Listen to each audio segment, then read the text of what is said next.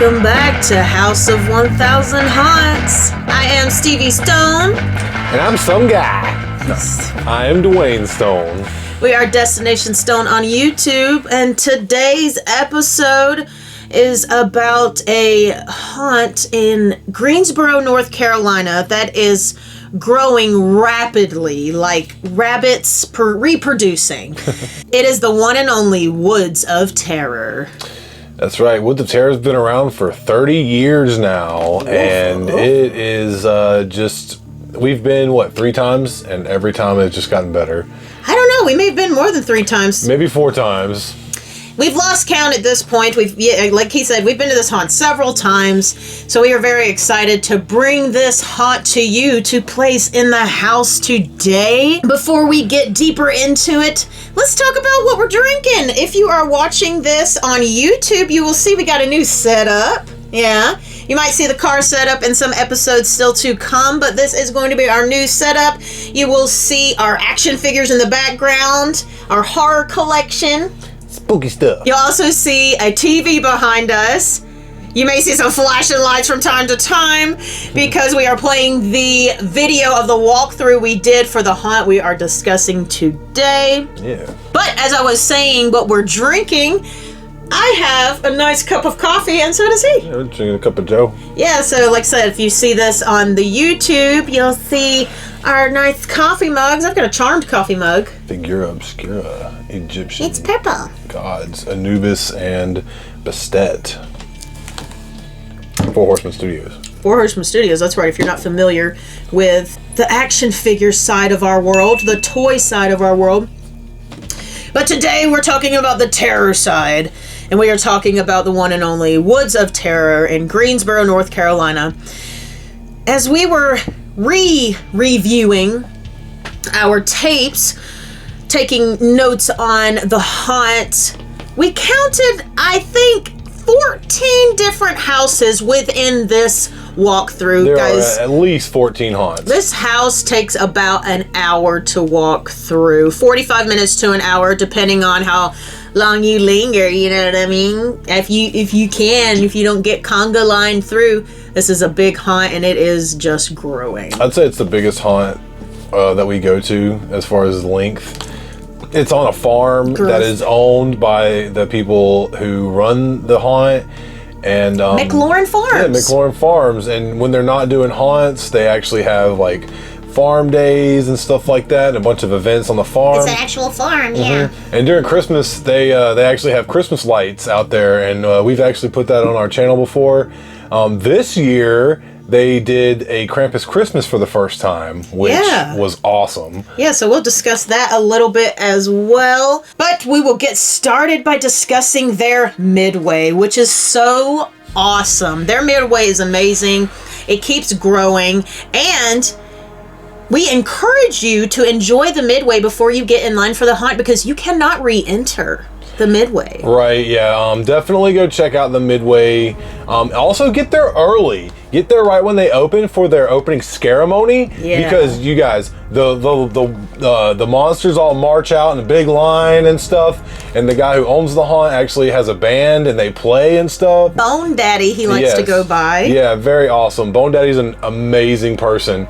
But the great singer too. The actors all gather around and then they play the national anthem, and then he says, "Choose a victim," and they all just disperse amongst the crowd and make their way into the haunt. Yeah, it's pretty cool. A lot of haunts are doing that now, having open ceremonies, but guys, like we've said before, nobody does an opening ceremony like the one and only, rest in peace, House of Shock. Yeah, that was a stage show, and I haven't seen anybody do a stage show since. That was sexy. Like pyro and all kinds of stuff. Yeah. That is one we will have to add to the house. Yeah, for sure. That'll be a special right. So. But anyway, like we said, the Midway is super cool. There's concessions. There's a boutique merch booth, so definitely check their merch out because they have lots of cool stuff. Yeah. If you get the VIP experience, you get some free goodies, so go to the merch booth to pick those up.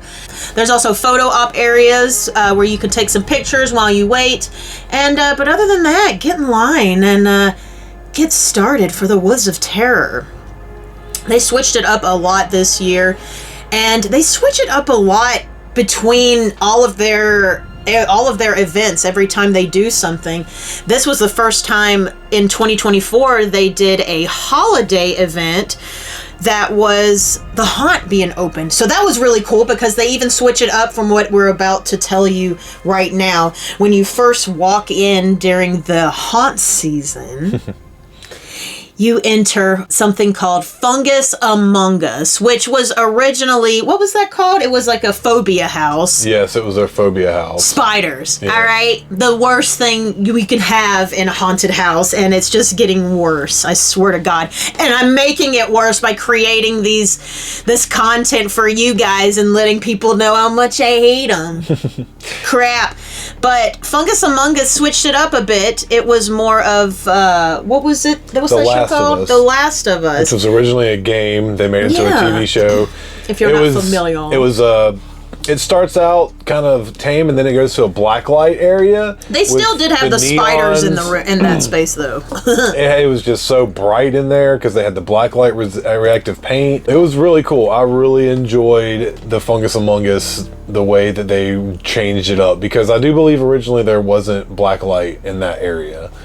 And, they added all that in. Yeah, they added all that. They had a lot of blacklight throughout their entire haunt. As we were reviewing our footage sections, there's a lot of it. I love it. That's my favorite. I want to go through a haunt. That's interesting. Some haunts are like, I should get rid of that, and it's like, no, don't get rid of it. Just you need to redo it. You need to do it differently. Yeah. Put a spin on it. Because I want to say that most give me a slasher area with neon. Most haunts with the neon do the clowns and neon. Like default. That's like default clown. One of my favorite, not my favorite, which you would think it would be because of the jack-o'-lanterns, was Jack's Revenge. It is a jack-o'-lantern heaven. Just pumpkins. There was also this like cool centipede like bus. They put these buses together. But then it opens up to like this awesome jack-o'-lantern like Our Father. Big jack-o'-lantern man. Yeah, I like Jack's. It was cool. That area is just awesome. Visually stimulating to me because I love all the jack-o'-lanterns. I feel safe there. Up next was Hardwired.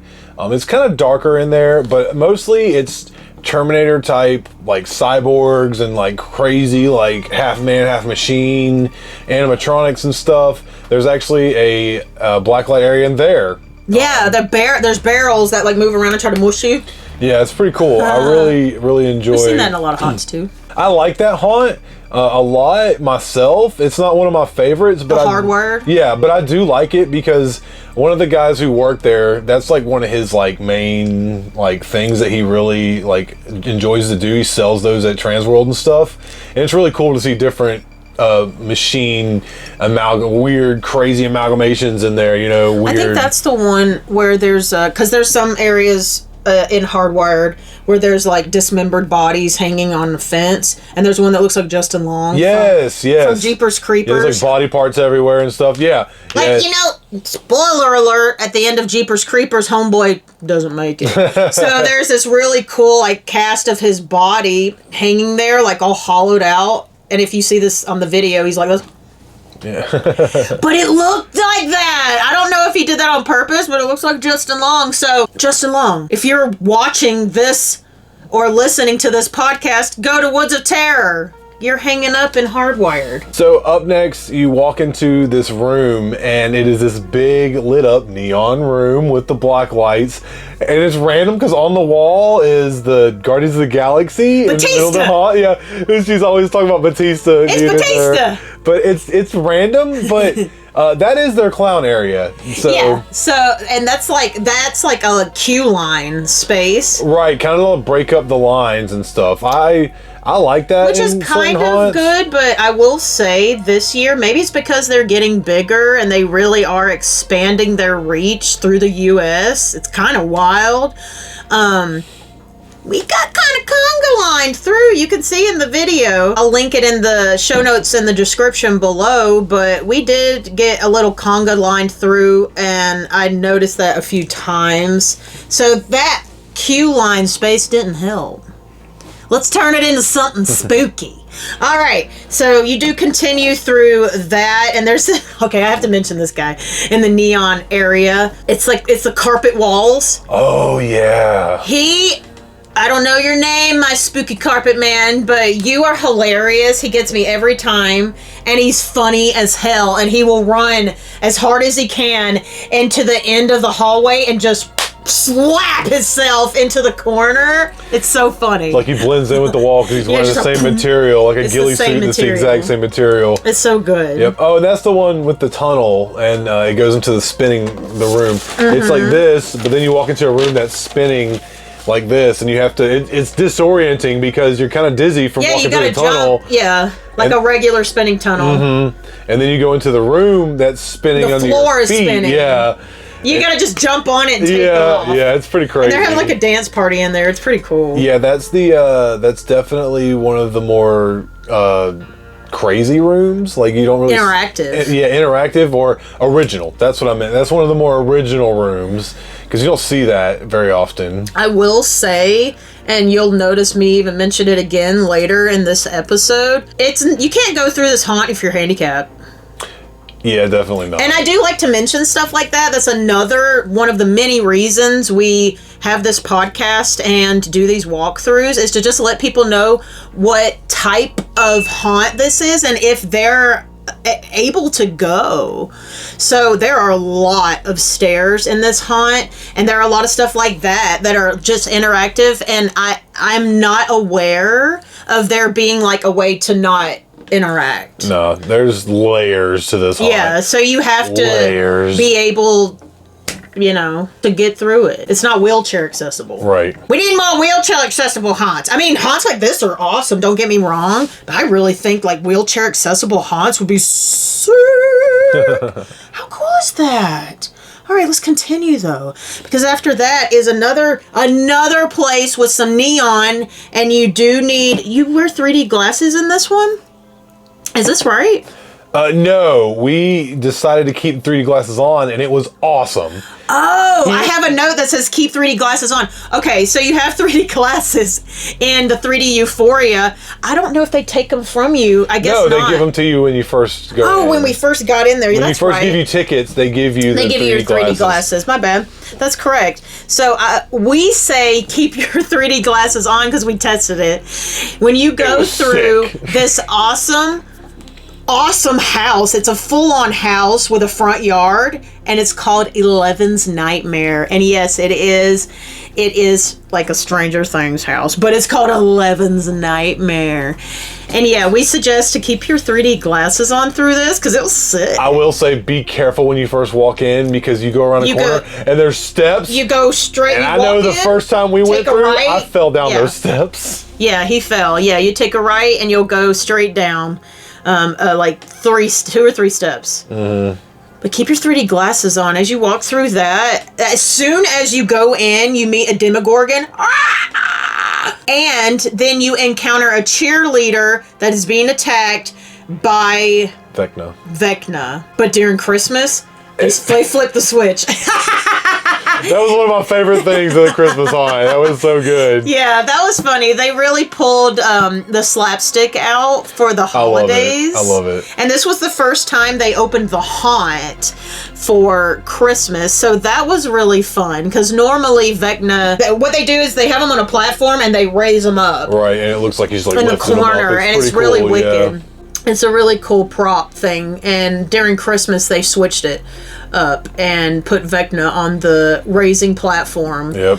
And the cheerleader raised Vecna up. So that was very funny. It was fun. That haunt is awesome. That house is awesome because I think we've only seen it once, but you zigzag through and eventually you see Eddie playing his guitar. Yeah. Saving the day.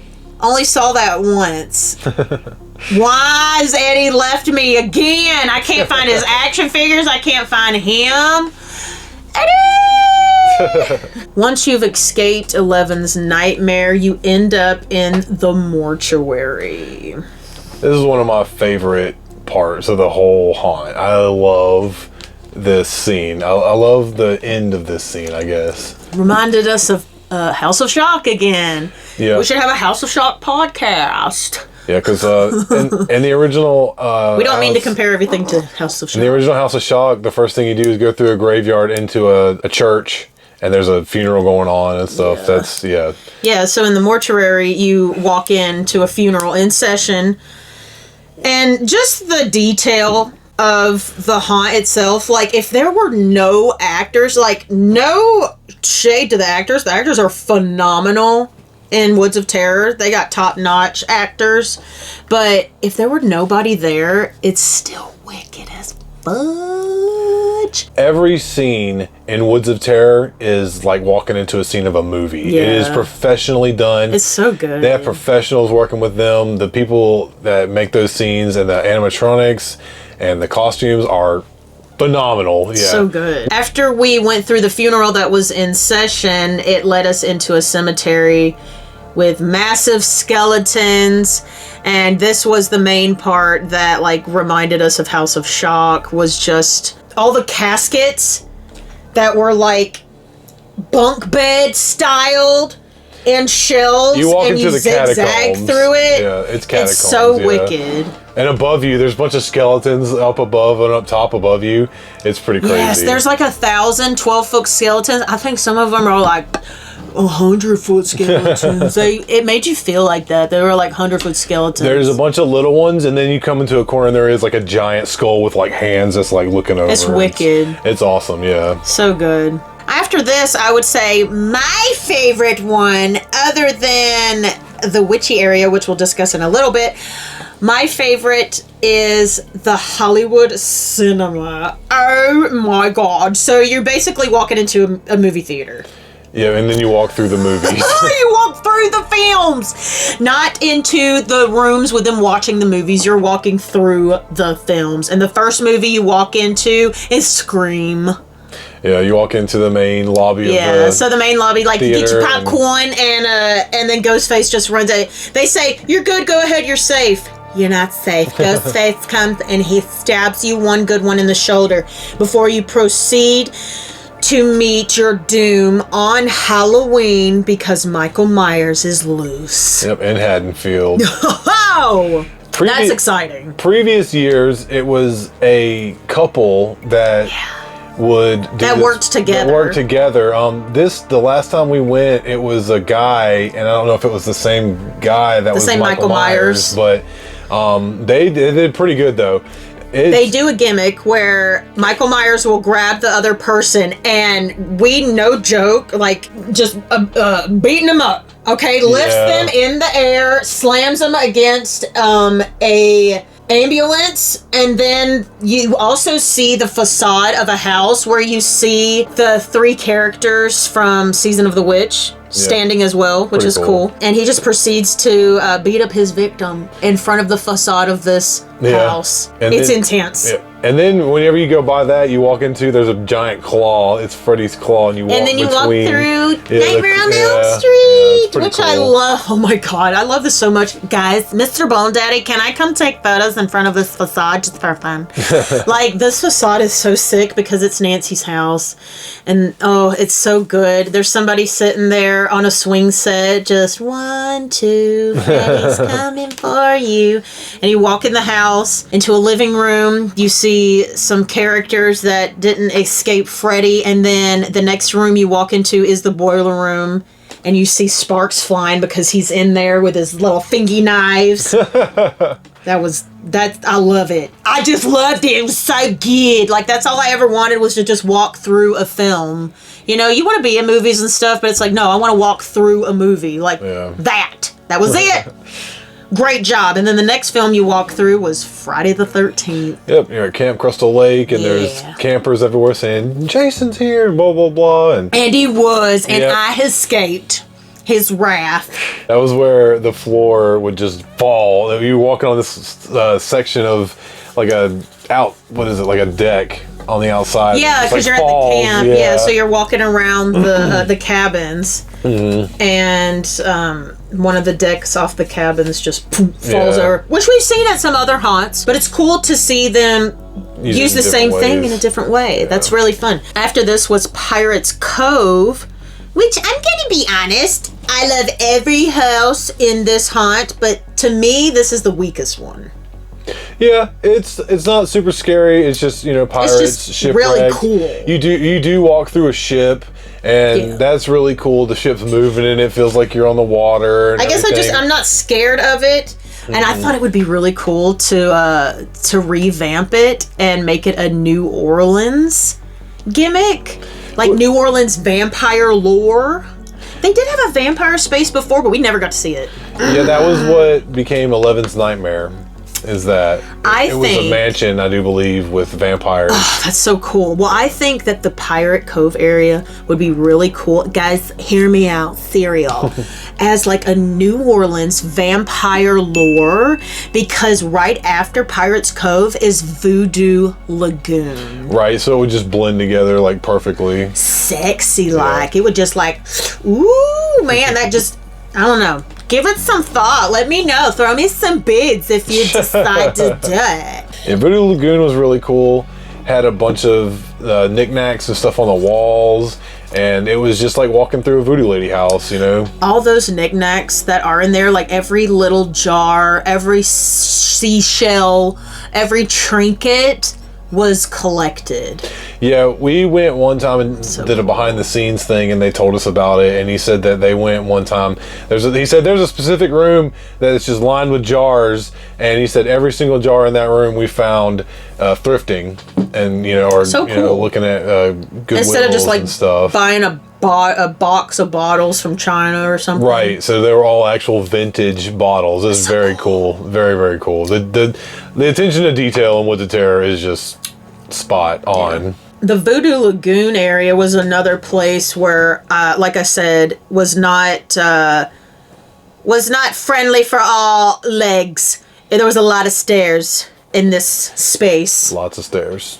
Lots of stairs. Definitely wear some comfy shoes, girls. All right. After that was Miners Massacre. This was a cool space. It's very dark, so we don't get a lot of footage in that one. It's just a lot of fun. So you're just kind of zigzagging through mines and trying to avoid like spooky monsters. You'll see like just red lights for time to time where somebody might be, or they'll just have no light on so they can touch your butt. Yeah, I really enjoy. This isn't a touch haunt though. No, it's not a touch haunt, right? No, it's not. No, there's no touching. I really enjoy when people simulate mines. I think that's really cool to walk through stuff like that, especially if it's well done and you actually feel like you were in a mine. I dig that a lot. That's cool. Mm-hmm. Once you are done with the Mine Massacre area, it walks you straight into the Texas House, like Texas Chainsaw Massacre. And guys, the facade of this place is sick. It's pretty sick. You kind of zigzag through almost like their front yard. That's a junkyard. It's a massive house. And the house is massive huge. House. Mansion. And it's got the big Texas pillars mansion out front. It's crazy. It's so cool, and it's got a big American flag hanging right on the front of it. Fitting. Yeah. And they were already decorated for Christmas. And they decorated even more for Christmas time once that came up, because right? we went like a month or two later for the Christmas thing, and it was way more decorated. It was very interesting because, again, like we said, they rerouted you and only did a few of the houses during the holiday season, and Texas House was one of them. Right. And it was so cool to see. Like, we love to see just how things function and where it really is placed at. Like, I love to look at a Google map over top and be like, oh, there's that and there's that. Yeah, because they rerouted us for the Christmas thing, and that was pretty interesting to see different, go different ways and skip total houses because you just went like whoop right through here, and it's like, oh, that's right here. Yeah, Texas House is really cool, and it is just that. It's like Texas Chainsaw Massacre. You walk through the house, you're avoiding stinky, smelly things, you're avoiding family members who just want to chew on you and rip up your body parts. Yeah, your basic cannibalistic Southern family. Yep.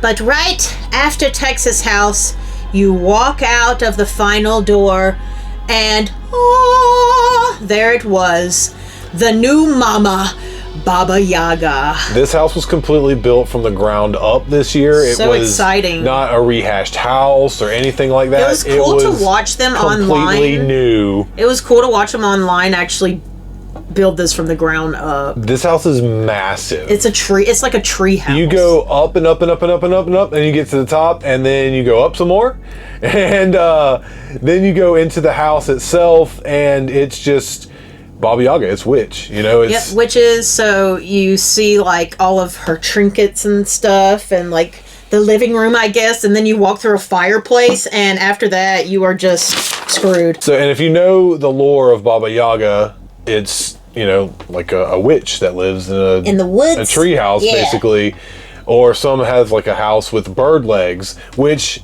makes sense that because you go into the fireplace and there's these bird demons everywhere, and there's like these bird cages. It's crazy. It's really crazy, and it just starts to open up from there. So you know, like most haunts keep things tight and dark. It just opened up, and there's these gnarly symbols all over the walls, and then you start descending. Then you go down. Yeah, that was pretty wicked. It was pretty crazy because when you go down, you start going through the house, but then there's this big hole in the wall. And it's just like a big triangle in the wall, and it leads into this cave. So you go even further. It's like you're going into the ground from there. Ground, because then you come upon the Church of Satan and this giant pentagram above you. Lit up blood red. It was amazing. And it just reminded us of House of Shaw. It was amazing. It was... I hate to say something like that was beautiful, but it was beautiful. It was gorgeous. It was beautiful in there. It was gorgeous. I don't hate to say. They did so good on that. Yeah, proud. And then right when you think you're done, a giant Wendigo comes out and grabs you. He was in North insane. Yeah, right. He was insane. That Wendigo was really cool. That was a cool animatronic. I did ask if anybody wanted to take my camera so I could stay and live there and they could continue the video for you guys, but no takers, whatever. That area was just sick. It was sick. It was so good. It makes me hope that they build new stuff. You know, keep building stuff, and they maybe take some old things and not just rehash, not just do something new. Not even that, just rehash it and make it better, and like attention to more details and stuff. I don't know. Pirate Cove, New Orleans vampire lore. New Orleans vampire lore. I think it would be sexy fun. After that, you walk into the sensory overload, which is just blackness. Blackness, and there's noises and sounds, and you're kind of feeling your way through. Right there at the end, there is this really tight hallway that you kind of almost have to touch the wall, and it'll shock you. You know, right on the tuchus. Yeah, it doesn't hurt. It's just a little pop, and you're like, what was that? Kind of like a static shock is what it feels like. Yeah. And yeah, sensory overload. I never even notice it. Honestly, right. Sometimes we miss it. I think it goes off at certain times, and I think we go through. I've only got popped like once, I do believe. That's cool. After that, we end up in our final destination, Brookhaven Asylum. Because you're insane by the time you get out of that place. So then you just have to go to the hospital, and you're hoping for the best. And they don't like us there. All right, they want to shave Dwayne's beard off. They don't like it. They always want to take Stevie's hair. Listen, girls, it's thin. Why do you want this? I don't even know. We did forget to mention that about halfway through, there's an area where there's a porta potty. Yes, guys, because this, like I said, this is almost an hour-long walkthrough, and Queen here, like, go pee before you walk through any haunt, but you definitely want to leak your radiator before this one. It's a long haunt. But there is a porta potty midway, and you'll have a second. You can actually just get out of line, use the bathroom, and then just get right back in. No big deal. The asylum was one area where they had a lot of the bottles that they collected. Right. There was a lot of stuff in there. A lot of little knickknacks and medical instruments. There was also a guy in there that reminded me of Sam for the Whitest Kids You Know. Oh, yeah. He was near where the bottles were. Right, the guy asking about if we took the medication. Yeah. Yep. It was interesting. That's a very visually stimulating house as well. All of them are, really. Yeah. I mean, except for like sensory overload because it's all black. Yeah. You know, all darkness, you know. But yeah, that's not visually stimulating. Yeah, right. You don't see anything. And then you leave Brookhaven Asylum and you come out into pretty much the parking lot. To the right there's another merch booth just in case you wanted to grab another shirt or another trinket. There's a little like seating area and a little play area and a really cool slide. If they have their slide open, slide down it no matter your age. It was fun. It was fun. The last couple times we've went, they've had that area blocked off. I don't know if they're working on it or if you just blocked it off. Yeah. Right. But it is very cool because there's a few last opportunities to take some pictures with some things that say Woods of Terror, which is very cool. And like Dwayne said, get merch. Yep. And there might be a character too, or maybe even Bone Daddy out there greeting you at the end. Asking how you liked it and everything. Yeah. Bone Daddy's a great guy. He is always treated us great, and every time we go, he's always talked to us and everything. Good guy, very good guy. Amazing haunt. I don't even know what else to say about that haunt because it's just amazing. It's too far away from us. I want to work there full time. Right, it's like 3.5 hours. It's a pretty good drive. We want to say thank you to the Woods of Terror for always being such awesome hosts when Destination Stone Presents stops by. We appreciate y'all. And now we have added them to the house, you guys. Put it on the shelf. Put it on the shelf. It's in the house. That's right. Like we said, we got a new setup. You can check this out on YouTube. The video comes out same day as the podcast episode. You can listen to this wherever you get your podcast. We will have information for Woods of Terror in the show notes below so you can check them out because you definitely want to check out their halfway to Halloween event that will be happening in May. Well, guys, also check out the walkthrough that we did of this haunt. We'll have it linked in the show notes below as well. If you enjoyed House of 1000 Haunts, be sure to give us a 5-star rating and review. We love to hear what you guys think of this show. And if there are any haunted houses you want us to cover anywhere in the United States of America, or maybe even beyond, let us know, and we'll put it in the house. That's right, bulls and ghouls. All right, guys, we are Destination Stone Presents on YouTube, and this is House of 1000 Haunts.